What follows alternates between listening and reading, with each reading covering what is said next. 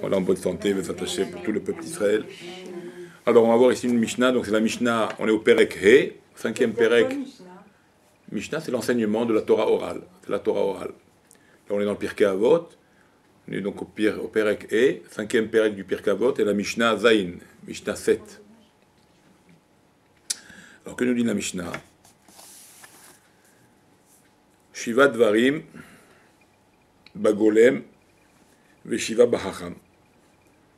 Il y a 7 choses qui sont chez le golem, l'ignorant, on va l'appeler comme ça, quoi. Le golem, c'est tête de mule. Hein, le niais, voilà. D'accord? Veshiva Bahacham. Et les 7 choses qu'il y a chez le Chacham. D'accord?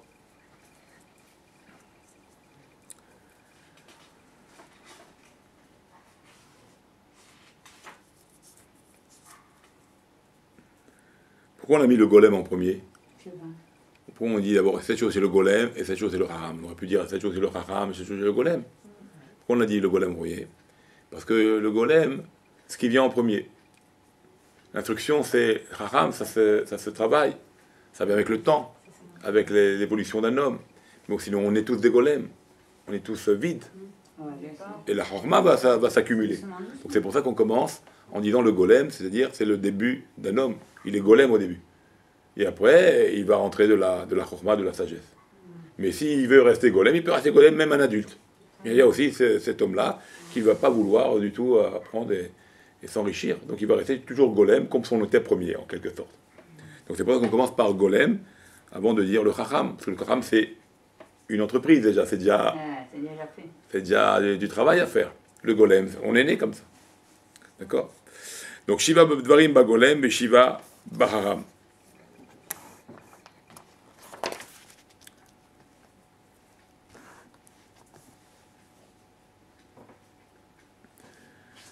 D'accord. Alors, Shiva Baharam, Ken. Alors, Bechochma.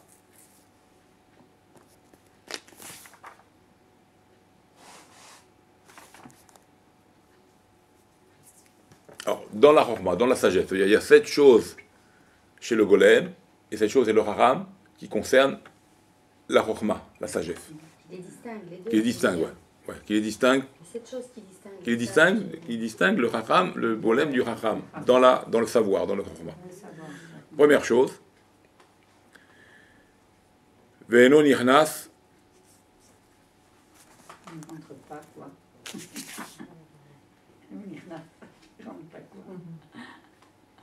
Et Chacham, pardon, j'ai mal lu, excusez-moi.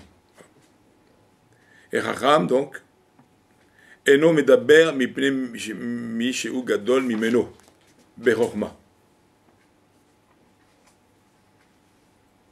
D'accord? C'est-à-dire, le Chacham, Eno medaber, ne parle pas, mipne mi sheu gadol mimeno, devant une personne qui est plus grande que lui en chochma. D'accord? Donc un chacham, s'il est un homme intelligent, il ne doit pas parler devant quelqu'un qui est plus grand que lui en chorma. Il doit écouter le plus grand que lui, afin qu'il apprenne. S'il se met à parler lui, donc il n'intéresse pas, donc il croit qu'il est au meilleur. Mais il y a un qui peut t'apprendre beaucoup plus que ce que tu sais.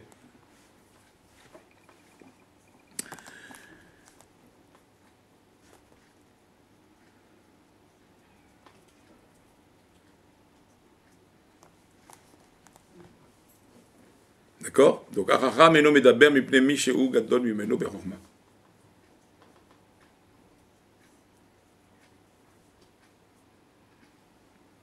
D'où on apprend ça? La chorma des hommes comme ça, on apprend ça de Eleazar Veitamar. Quand Moshe s'est mis en colère contre Aaron, les enfants ne sont pas intervenus. Ils n'ont pas réagi, ils ont laissé faire. Quand Moshe, pour le korbanot, à un certain moment, Moshe s'est mis en colère contre son frère, pensant que c'était une erreur qu'il a fait son frère. Donc il a crié sur son frère. Les enfants, c'est pas pour autant qu'ils sont intervenus. Donc ils ont fait pourquoi? C'est Aaron le père, qui est beaucoup plus intelligent que nous, les enfants, qui va répondre à Moshe, à son frère. Nous, on ne se mêle pas. Donc vous voyez, donc la chorma d'un homme, c'est de se taire devant quelqu'un qui est plus grand qu'eux. Moshe était plus grand qu'eux, et Aaron, plus grand qu'encore que ses enfants. Donc laisse faire l'entretien, le dialogue entre les deux, laisse se faire. Et d'ailleurs, Aaron va lui expliquer, Moshe va s'excuser. D'accord? Donc, mais les enfants n'ont pas réagi. Dû à leur sagesse, ils ont été chacham, ils ont su se taire devant les plus grands. Ça, c'est la première chose. Donc le chacham, il se tait devant quelqu'un qui est plus grand que lui. Deuxième chose, ve'enon nichnas letor divrei chavero. Il ne rentre pas dans la discussion de son ami. Voilà, il n'interrompt pas. Voilà, bidiouk. Il ne vient pas gêner la discussion, il ne vient pas embêter la discussion, il ne vient pas interrompre la discussion de son ami. Et là, il écoute avec sa blanoute, il écoute avec patience, voilà. Et il ne coupe pas la personne au milieu. Donc un chacham, il ne doit pas couper la discussion de quelqu'un quand il lui parle, pas où il doit faire des coupures, il doit tout écouter d'abord. Quand il a terminé, il dit maintenant je te parle. Mais s'il le coupe à chaque fois, alors il n'a pas le temps, il ne peut pas s'exprimer l'autre pour expliquer le pourquoi du comment des choses. Il le coupe à chaque fois, il le coupe de chaque fois pour donner des arguments qu'il a raison. Et l'autre, il a mal compris. Et c'est ce qui se passe dans la plupart des gens. Qui se tapent dessus. Et là, tac, tac, ping-pong, tac, tac. Alors, on ne peut pas avancer. Et en fait, c'est un manque de connaissance, c'est ce qu'il nous dit ici. Donc c'est un manque de chorma. Donc il rentre tout le temps, il interrompt dans la parole de l'autre, il ne laisse pas finir. Et donc il y a toujours des quiproquos et ça mène aussi à l'histoire. D'accord? Donc voilà, donc il faut pas interrompre la parole de celui-là qui est en face de nous, qui nous parle. Ça montre donc de la chorma de l'homme. Ça montre ta chorma. Si tu interromps, on va voir que c'est le contraire.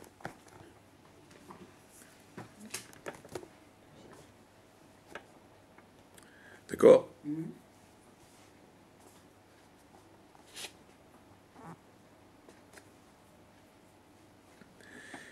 Gimel.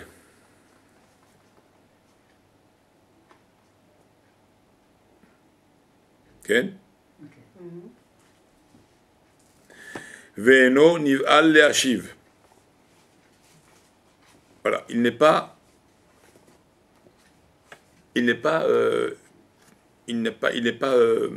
nival, c'est-à-dire nerpaz, il n'est pas vite, quoi. Il ne veut pas vite répondre. Voilà, pas avec précipitation. Bravo, ça c'est le mot exact. C'est pas moi, hein, c'est lui. Hein.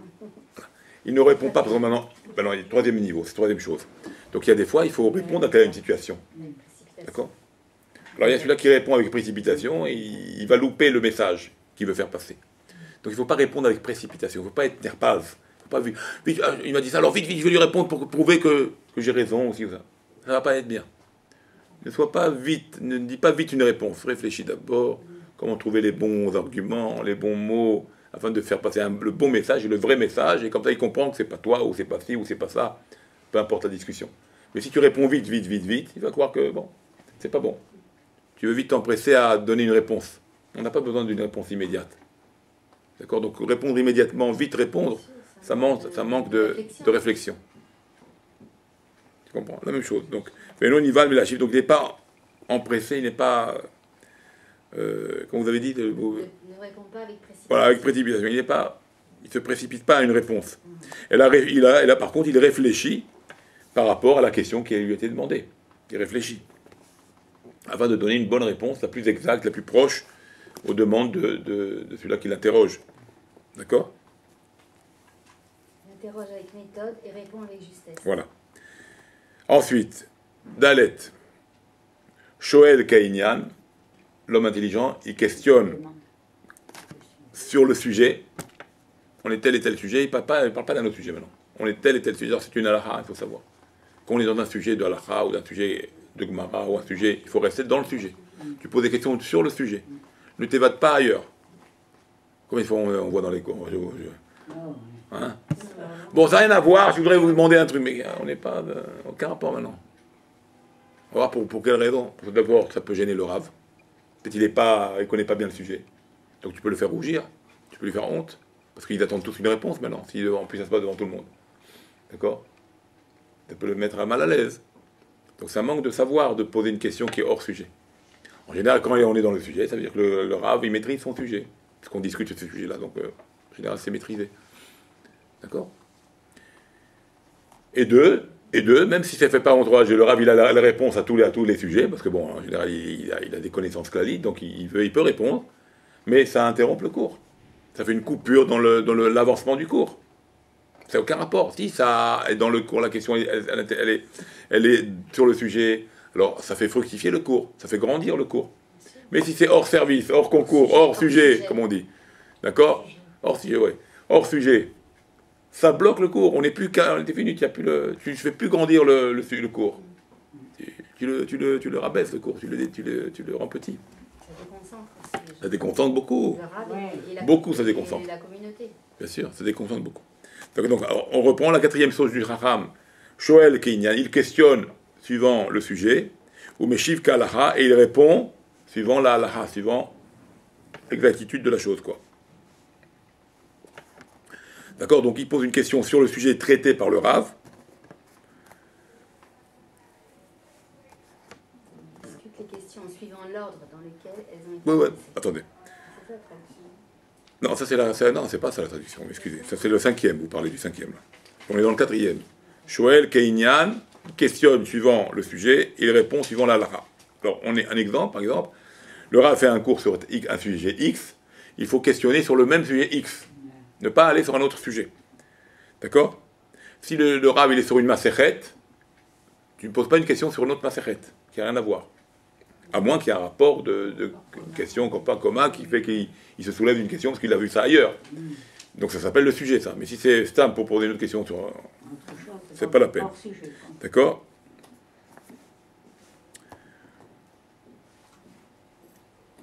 D'accord. Ensuite, cinquième chose du Haram.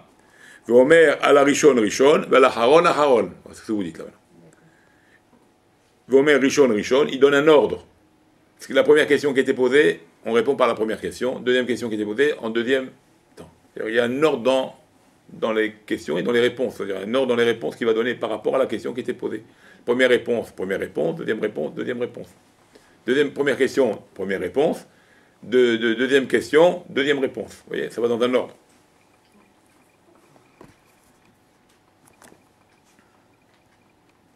Donc il répondra suivant le seder. Toi, tu as questionné le premier, on te répond à toi. Toi, deuxième.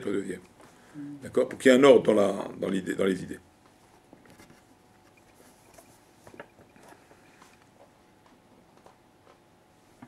Comme on l'a vu avec Rivka. Quand il a dit Eliezer bat mi'at, qui tu es? Aken. Ayesh bet aviram comme l'anoul. Est-ce qu'il y a un endroit pour dormir? Donc il a dit qui tu es, la fille de qui tu es. Est-ce qu'il y a un endroit pour qu'on puisse dormir, nous et les chameaux? Et elle, qu'est-ce qu'elle a répondu? Alors, donc il a posé deux questions.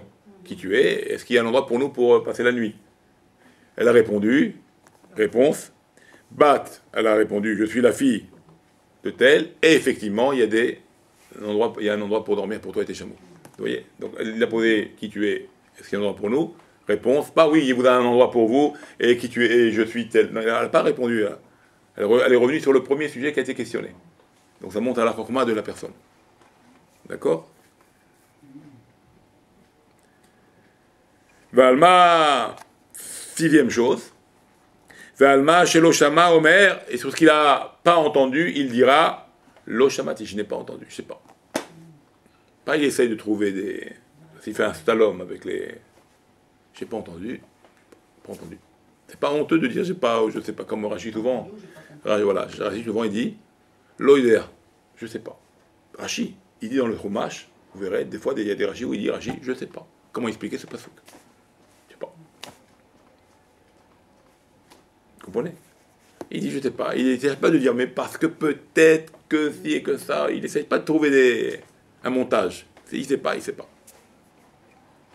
Il a cherché, il a dû chercher, mais il n'a pas trouvé. Donc il dit je ne sais pas.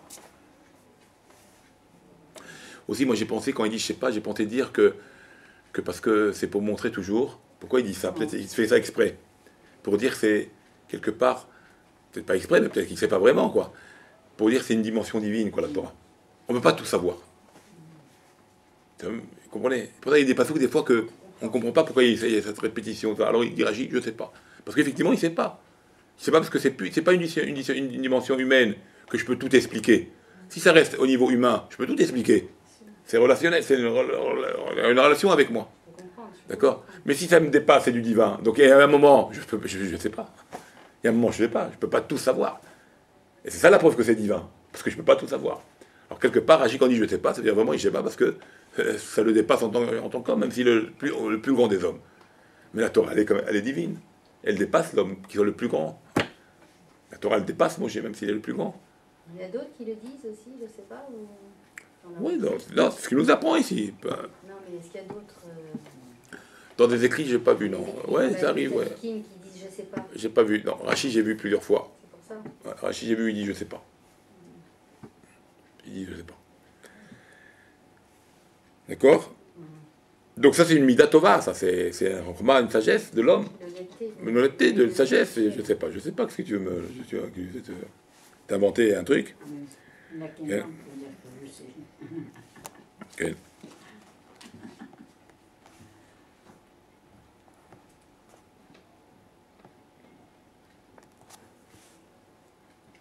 Voilà. Ou bien dire comme ça, j'ai pas reçu ça de mes maîtres. Donc ça vient de moi. Faut reconnaître ça.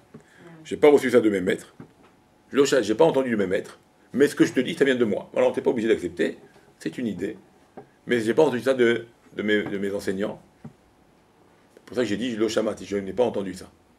De mes maîtres, j'ai pas entendu. Ça veut pas dire que tu peux pas essayer de trouver une analyse. La Torah te laisse la possibilité d'analyser de toi-même. Mais il faut que tu le dises. Ça vient pas de mes maîtres. J'ai pas entendu ça de mes maîtres. Mais peut-être, ce que je te vais te dire maintenant, peut-être ça peut tenir. Ça peut être tenir. Tu essayes. Mais il faut dire la vérité. Je n'ai pas entendu ça de mes maîtres. Loshamati. Pourriez le dire en introduction du cours du mercredi? Comment? Pourriez le dire, oui. Mishnah, en introduction du cours du mercredi. Le mercredi matin, ouais. Vous démarrez le cours, vous pouvez dire la Mishnah telle. Ah ouais, ça, oui, on aura du silence. On aura du silence, vous croyez? Eh bien, sûr, peut-être qu'il y a des gens qui ne savent pas. Ouais, peut-être qu'ils savent pas. Ouais, répondre à la ouais, peut-être qu'ils ne savent pas. Ah ouais, c'est le Mishnah, c'est de la Torah. Ça montre l'homme intelligent. C'est important. Ouais. C'est marrant. Et la septième chose, le haram, il est où? Le septième niveau. Le septième niveau du haram. Au modé, à la émettre, il reconnaît la vérité. On lui dit maintenant quelque chose qui est vrai et que lui il pensait autrement. T'as raison. C'est toi qui as raison. Pas il y a non, mais comment? Mais je te prouve. Il y en a comme ça qui ils vont te broder pendant des heures. Ils veulent pas dire qu'il a raison. Ça, c'est l'idiot. Le haram, il reconnaît. Quand il voit que l'autre il a raison, il dit t'as raison, c'est toi qui as raison. Je m'excuse, ou ci, ou ça. Je vois que c'est toi qui as la sagesse, c'est toi qui as raison. C'est plus logique, c'est mieux, c'est comme ça que ça doit se faire. Je me suis trompé. Il faut savoir dire je me suis trompé. Que toi, tu as raison. Un homme qui ne reconnaît pas qu'il a tort, et alors il est tout le temps dans son monde à lui, quoi qu'il avance, mais il recule. Il faut dire, non, tu as raison, c'est comme ça que c'est faut, ça c'est mieux, tu as raison. C'est mieux que ce que tu dis, c'est mieux que moi. D'accord? Il ne faut pas être mitakesh, il ne faut pas tenir tête. Non, il a raison, qu'est-ce que tu tiens tête? Surtout dans l'étude de la Torah, quand on voit qu'il y a une étude, il y a une discussion. Après, on obtient une réponse exacte d'un des deux, et que l'autre il voit. Il ne faut pas qu'il tienne, non, t'as raison. Comme ça dans la Gemara. Combien on a vu? On l'a vu encore aujourd'hui. Alors que c'est une discussion. C'est un débat, un débat contradictoire. C'est-à-dire, un il dit comme ça, l'autre il dit comme ça. Et ils tiennent tête. Ils se tiennent tête jusqu'à temps qu'il y en a un. Dans la marloquette du Talmud, je parle. Hein. La marloquette du Talmud, c'est un dit blanc, il dit noir. Chacun, il emmène des arguments pour prouver qu'il a raison. Mais à la fin, il y en a un qui va lâcher, parce qu'il n'y aura plus d'arguments, il n'y aura plus de preuves. D'accord? Par exemple, là-bas, regardez, il donne une petite Nekuda. Dans la Maseret Moed Katan, il y a une Maseret qui s'appelle Moed Katan qui parle de Chol HaMoed. Des interdits qu'on a à faire pendant les jours de Chol HaMoed, qui sont des demi-fêtes, et des interdits des choses qu'il ne faut pas faire. Des travaux qui sont trop fatigants. On ne peut pas faire, ce qu'on appelle Ticha Yetera. Hein? Là-bas, il y a un cas là-bas, ce qu'on appelle Medalel, il y a marqué là-bas, au Madlin Yirakot, on peut arroser les Yirakot, les légumes, pendant Chol HaMoed. Comme ça, la Baraita nous dit. Il y a une Baraita qui nous dit comme ça. Une Baraita, c'est comme une Mishnah extérieure. Madlin Yirakot, Basadeh, je ne connais pas les mots, c'est plus dans mon esprit. Mais là-bas, on dit le mot Madlin. Donc on peut Madlin ou puiser de l'eau pour les hommes. Alors il y a un autre Acham qui vient, il dit comment tu peux dire ça?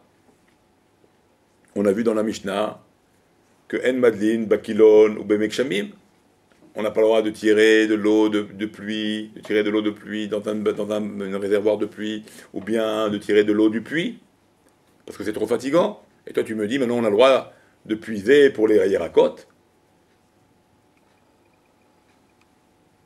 Il lui pose pas comme ça la question. D'accord? Alors, il lui dit, mais c'est quoi ton Madlin à toi? Il dit, moi, le Madlin qu'on permet, c'est pas d'arroser, parce que la Mishnah, elle s'oppose. On vient de dire que Madlin, la Mishnah dit, Madlin de l'eau de pluie, Miméak Shamim ou Miméak Kilon, on n'a pas le droit de puiser de cette eau-là. Et toi, tu me dis qu'on a le droit d'arroser les Yerakot, on est Madlin, les Yerakot, puiser de l'eau pour les Yerakot. La Mishnah, elle est claire, elle est explicite. On n'a pas le droit. Comment tu emmènes, tu dis qu'on a le droit, tu emmènes une braïta qu'on a le droit. Alors l'autre, il lui pose la question, il lui dit, et toi, comment tu comprends Madlin alors? Le Madlin les Yerakot, comment tu comprends cette braïta? Elle est explicite, elle dit Madlin les Yerakot. On puise pour les Yerakot, donc ça veut dire on puise de l'eau. L'autre il dit non, Madlin là-bas qui est marqué Madlin les Yerakot, il n'y a pas marqué Madlin Maïm, il n'y a pas marqué on puise de l'eau pour les Yerakot. Il y a marqué Madlin la Yerakot. On puise pour les Yerakot. Qu'est-ce que ça veut dire ici Madlin? Ça ne veut pas dire puiser. Madlin, il y a pas un synonyme, un homonyme. Un homonyme. D'accord? Qu'est-ce qu'on appelle Madlin? Madlin, ça veut dire aussi séparer. C'est séparer les légumes de l'un de l'autre pour pouvoir les arracher. On peut séparer les légumes, on peut les prendre, les arracher pour les manger pendant la Moed. Donc le Madlin qui est marqué dans la Braïta, qui dit Madlin, on peut Madlin les Yerakot pendant le Moed, ne crois pas que c'est puiser de l'eau parce que c'est trop fatigant, comme le dit la Mishnah, que c'est trop fatigant, on n'a pas le droit. Donc ne crois pas qu'on parlait ici de puiser de l'eau pour arroser tes fruits, tes légumes. Le Madlin qu'on parle ici, c'est Madlin, c'est-à-dire qu'on écarte les fruits qu'on veut manger, qu'on les déracine pour les manger et on laisse les autres. C'est ça Madlin. On fait des séparations. Ça, on a le droit de faire Yom Tov, la Moed. Mais pas puiser de l'eau, parce que la Mishnah elle est explicite, qu'on n'a pas le droit. Alors l'autre, il dit, qu'est-ce qu'il lui dit l'autre? Il dit non. J'ai une autre braïta qui dit explicitement, et il ramène une autre braïta qui dit Madlin Maïm la Yerakot. Il ramène une braïta qui dit Madlin Maïm la Yerakot. On puise de l'eau. Donc le mot Madlin maintenant, il n'est pas pour dire on sépare les fruits l'un de l'autre. Il est pour effectivement puiser de l'eau. Et on peut le faire. On peut le faire. Même si la Mishnah elle dit on ne peut pas tirer de l'eau de Mekshamim. Mais Madlin, pour les récoltes, on peut parce qu'on veut les manger. Ça, on a le droit de puiser pour les manger, pour les faire, pour les arroser et les manger. Pour la Moed. C'est pas un travail difficile. Parce qu'on va pour les manger. Alors l'autre, quand il a entendu ça, que le mot Madlin, maintenant, il lui a emmené une braïta qui lui a prouvé qu'on puise de l'eau pour les Yerakot. Donc l'autre, il dit, si tu m'as emmené une preuve pareille, je lève les bras. T'as raison. Il a reconnu que Madlin, c'est pas ici le sens séparé, et là c'est le sens, effectivement, de puiser, même si la Mishnah disait le contraire. Vous voyez, bon, c'est une petite négouda pour vous dire. Il a reconnu, hein. Non, bon, c'est une idée, c'est pas maintenant. Ne vous prenez pas le. Non, c'est pas compliqué. Non, mais c'est pour vous dire. C'est pour vous dire comment. C'est ça l'argumentation. Ouais, l'argumentation. C'est pour vous dire que quand il a argumenté, il a prouvé qu'effectivement, Madlin, on parle bien de puiser, par une preuve extérieure qu'il ne connaissait pas, lui, Haram, il a reconnu, il a dit, t'as raison, c'est toi qui as raison. Bien que j'ai voulu emmener moi une preuve, c'est aussi, il a emmené une preuve en disant que Madlin, c'est séparé. Mais quand l'autre, il est revenu à la charge en lui emmenant que Madlin Maïm, donc ça reste pour les Yerakot, c'est les mêmes termes. Il a dit Madlin Maïm, la Yerakot. Alors il a dit, ah bon, donc c'est le même sujet, Maïm la Yerakot, donc c'est de l'eau, puisée, donc c'est pas moi qui gagne ici. Il a reconnu. Il a dit, j'accepte. Il a reconnu. Ouais, une autre référence qui prouve que c'est de l'eau qui puise et non une séparation. Non seulement on apprend. Alors je termine seulement, voilà. Au modèle à émettre, bon ça c'est des sujets de Gemara, c'est un peu. D'accord, au modèle à émettre, il reconnaît la vérité, ça c'est de reconnaître la vérité. Voilà, j'accepte, tu m'as dit une preuve, j'accepte, je ne vais pas maintenant essayer encore de monter dessus et de te mettre de côté. Non, et non, et non. J'accepte. D'accord? Alors maintenant, c'est quoi? Alors, ça c'est le haram, c'est cette chose-là où on a vu, c'était le haram. C'est quoi le golem? Ah, le golem, c'est quoi? On n'a pas vu le golem. Eh bien le golem il répond, Vechilouem ba golem. Le contraire, c'est le golem. C'est quoi le contraire? C'est celui-là qui rentre dans la discussion, c'est celui-là qui parle l'autre, c'est celui-là qui questionne des questions qui n'ont pas aucun rapport. C'est tout le contraire de ces sept-là. C'est l'idiot. L'idiot, c'est le contraire de ce qu'on vient de voir. Il dit, il ne reconnaît pas la vérité, voilà, tout c'est ça. Il ne reconnaît pas la vérité, il dit pas, j'ai pas entendu, j'ai pas compris, ou j'ai pas entendu, il dit oui, j'ai entendu, il essaie de l'inventer. Toujours, il trouve des... D'accord. Il y en a beaucoup. Hein. Allez, voilà, on ferme. Il y a beaucoup de-